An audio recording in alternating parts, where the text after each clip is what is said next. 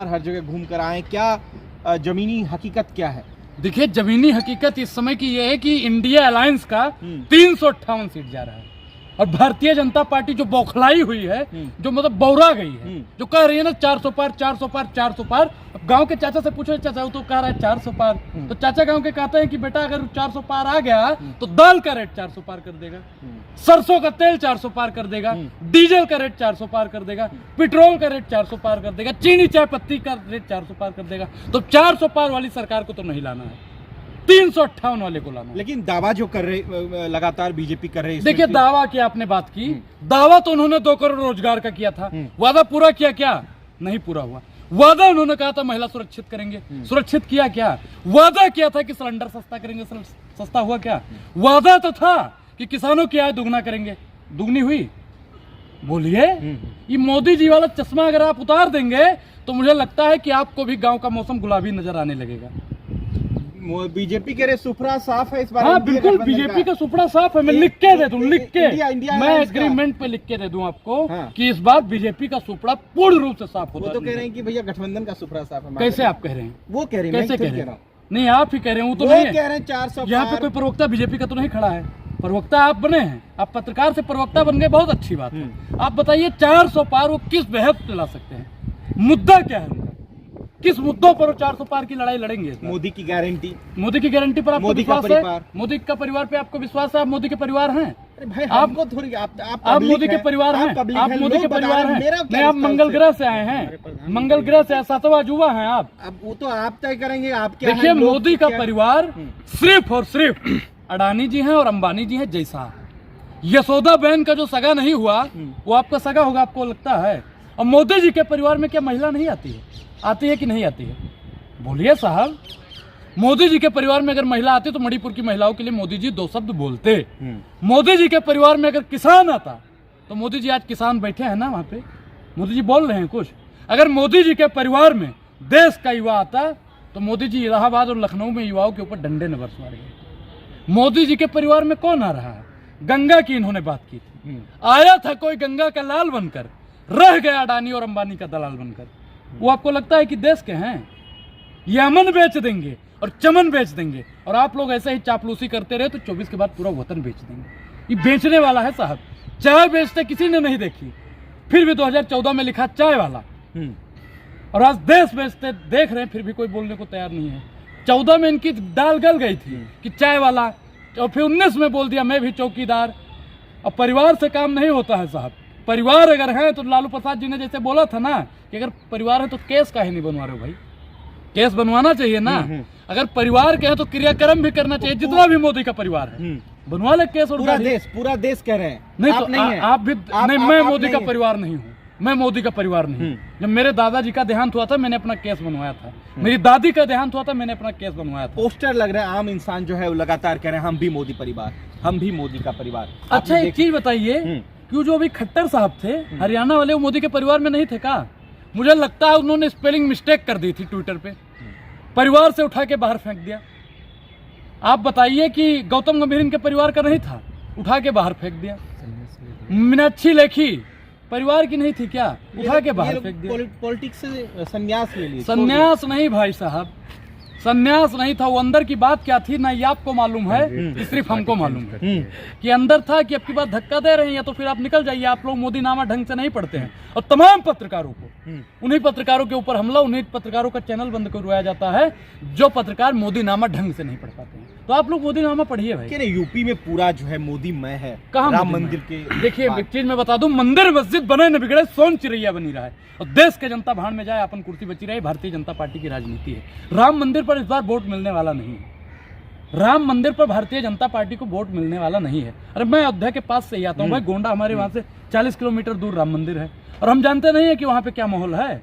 अब देश का युवा, तमाम युवा जो हमारी उम्र का है, वो कहता है कि जो रोजगार देगा, जो नौकरी देगा, हम वोट उसे देंगे। मोदी जी तो रोजगार दे नहीं पाएंगे, क्योंकि सबसे निकम्मा अगर कोई हुआ है तो वर्तमान सरकार जी की है। आप बताइए 45 सालों में सबसे ज्यादा बेरोजगारी अगर किसी की सरकार में हुई है तो मोदी जी के सरकार में हुई है। और मोदी जी को वोट देश का युवा दे देगा। अगर देश का युवा मोदी जी को रोजगार वोट देता है तो वो अपने पैर पर कुल्हाड़ी मारने का काम लेकिन करता है। कार्यकर्ता देश तो का घूम रहे किसान हैं। हाँ। देश का किसान अगर मोदी जी को वोट देने का काम करता है तो वो अपने पैरों पर कुल्हाड़ी मार रहा है। कार्यकर्ता की आपने बात की, सबसे बड़ा कार्यकर्ता तो खूब आप घूम लगते रहे हैं, हैं। खूब घूम रहे हैं। तो आप भी ऐसे ही घूम रहे हैं। आप नहीं, कार्यकर्ता हैं मैं बीजेपी भाई के, आप कहाँ बीजेपी से? के आप- कार्यकर्ता आप- हैं, आप बीजेपी के कार्यकर्ता पूछने से हैं। कोई कार्यकर्ता नहीं हो जाता। तो फिर आप लेकिन कैसे कह पूरा रहे हैं? घूम रहे हैं ना देश दुनिया में भैया। उन कार्यकर्ताओं से आप जैसे पत्रकारों का दायित्व बनता है, फर्ज बनता है कि सवाल पूछा जाए। सवाल नहीं पूछने को आप राजी हैं। 400 पार 400 पार 400 पार 400 पार कौन नहीं 400 पार पूछ का रहा है? नारा लगा रहे हैं। कौन नहीं पूछ रहा है? नारा लगाने से काम कौन नहीं नहीं होता पूछ रहा है। है? आप लोग नहीं पूछते बीजेपी भक्तों से। बीजेपी भक्तों से अगर हिम्मत है और बीजेपी भक्त अगर मुझे सुन रहा होगा 2-4 लोग, तो वो जवाब दें कि 100 स्मार्ट सिटी मोदी जी ने कहाँ बनाई है, 21 एम्स कहाँ बनाई है। और मैं दरभंगा गया था साहब, एम्स नहीं मिला। बड़ी ताजुब की बात है। मोदी जी की गारंटी बड़ी तेज चलती है। मैं वहीं पर सिर रख के बैठ गया, महाराज यम्स कहाँ है, यम्स कहाँ है, यम्स कहाँ है, यम्स कहाँ है, यम्स कहाँ है। लोग कहने लगा भैया यहाँ पे ना कोई चूना आया था, ना कोई पत्थर आया था, ना कोई कारपेट आया था, सिर्फ और सिर्फ मोदी जी ने टीवी में दिखा दिया। हमने कहा तब उन पत्रकारों की कौन दवाई? तो उन्होंने कहा उन पत्रकारों की 3 दवाई, जूता चप्पल और कुटाई। तो अब अगर पत्रकार लोग हैं जो, वो अगर गांव-गांव में जाएंगे ना तो गांव की बहन बेटियां फिर जूता लेकर खेदेंगी। मोदी जी जो है लगातार कॉन्क्लेव कर रहे हैं, सारे मीडिया चैनल्स जो है उनके साथ देख रहे हैं, मुस्कुराते नजर आ रहे हैं। हाँ, मुस्कुराएंगे। उनकी फाइलों में गांव का मौसम गुलाबी है, मगर ये आंकड़ा झूठा है, दावा भी किताबी है। मन न रंगावे, रंगावे जोगी कपड़ा। तो ये लोग हंसेंगे टीवी पर और टीवी पे ही अपना दिखाएंगे कि देख लीजिए सब कुछ चमक रहा है।